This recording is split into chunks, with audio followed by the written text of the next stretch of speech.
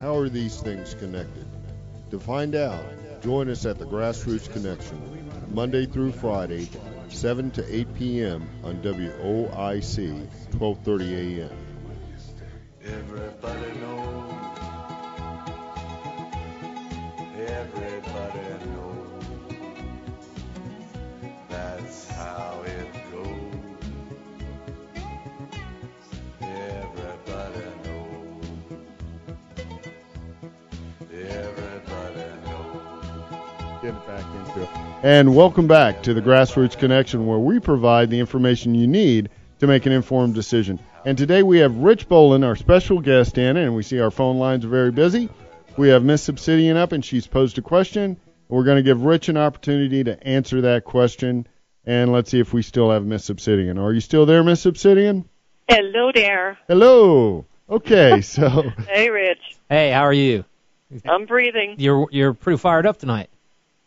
Well, considering all that's been going on politically and ecologically and socially and all that, who wouldn't be? Right. Well, you know, I hear what you're saying. I know you're frustrated with the whole system, and you you said you're not going to vote, and you know that's fine. I mean, that's your prerogative. It's your freedom to vote and not to vote, and frankly, you probably wouldn't vote for my candidates anyway. So that's one less vote I got to counteract.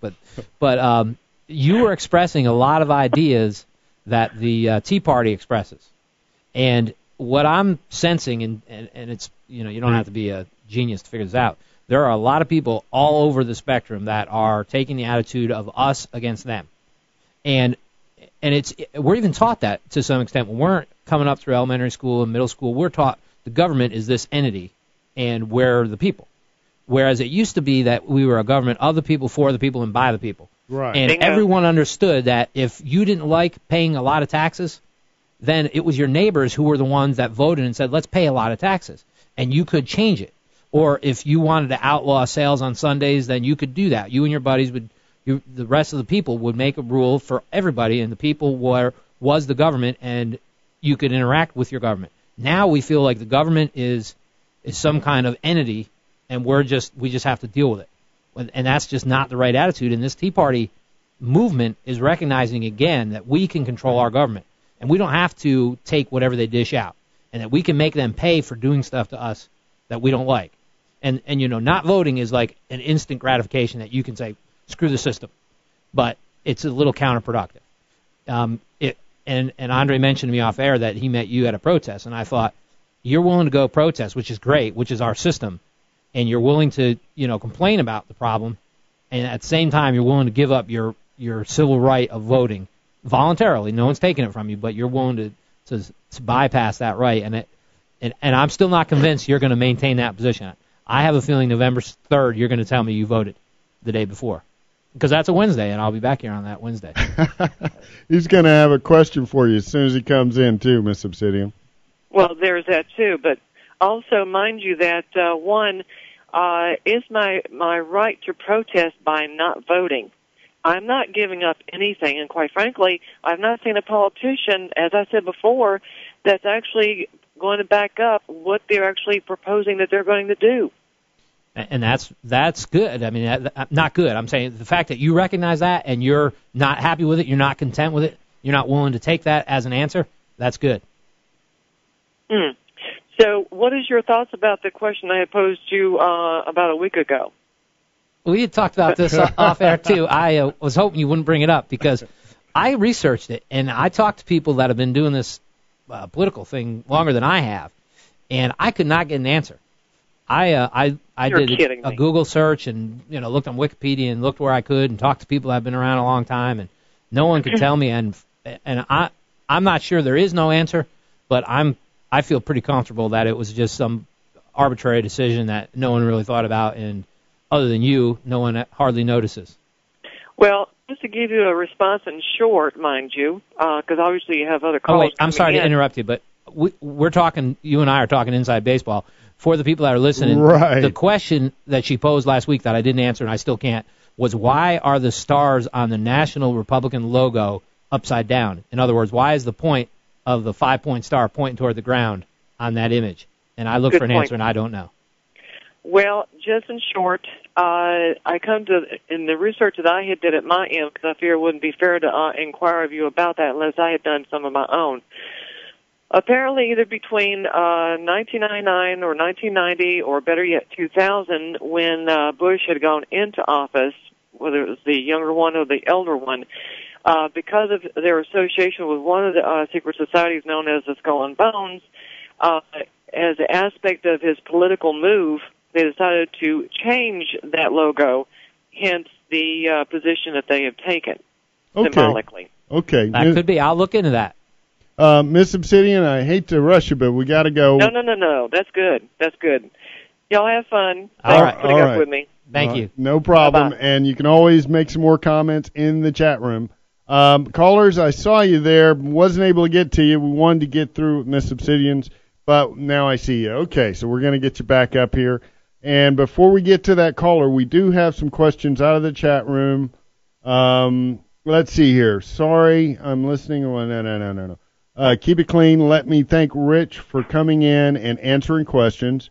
How does the Republican Party plan to reach the disillusioned voter? Tea Party. And what else is the educated voter to do other than abstain if there are no candidates for them? So that's the question coming out of the chat room. There's kind of two of them there. Right. How do you affect the disillusioned voter? And second, what do you do if you are that disillusioned voter and you don't see anybody that looks like they're in your corner? Caller, as soon as he answers this, or hello, are you there, caller?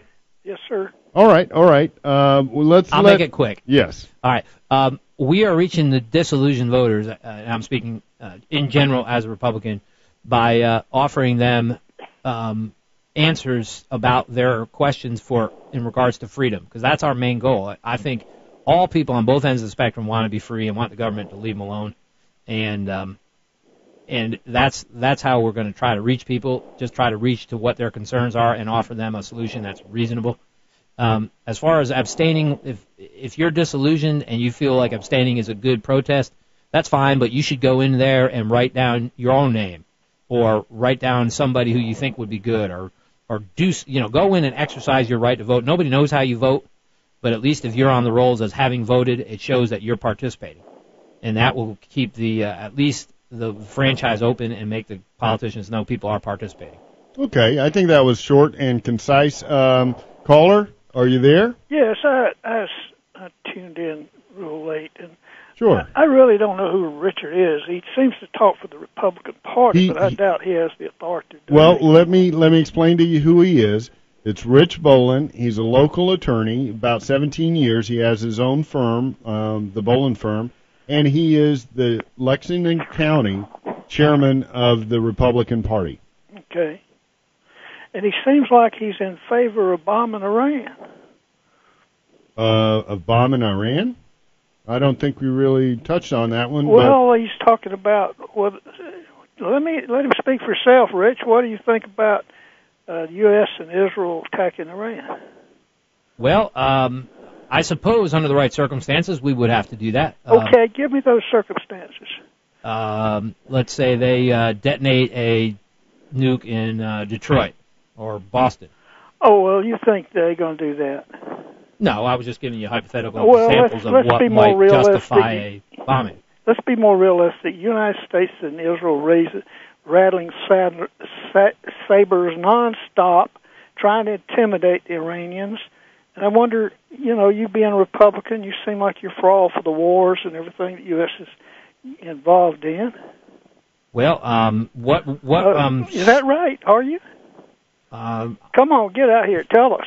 I'm in favor of most of the actions that our military takes generally, but okay, you glad we in Afghanistan? You glad we did what we did to Iraq? I don't think the word "glad" is correct. I mean, you talk to anybody who's been in a war, they won't say, "I'm glad I'm in this war." What are you? Are you in favor of the war? Were you in favor of the war?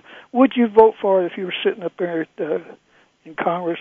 Yeah, I believe I would have voted for it. Okay, that's putting your cards on the table. That's what I want, and I just, like to confront somebody like you to see if you have any reason other than the fact you've been brainwashed and lied to by the media to want to attack these countries.